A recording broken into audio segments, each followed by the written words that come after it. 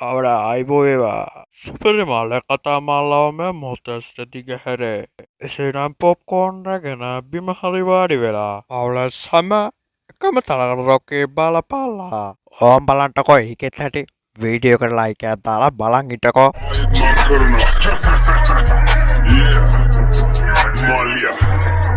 මේ කතාව පටන් ගන්නේ මම ඉස්කෝලේ යන කාලේදා.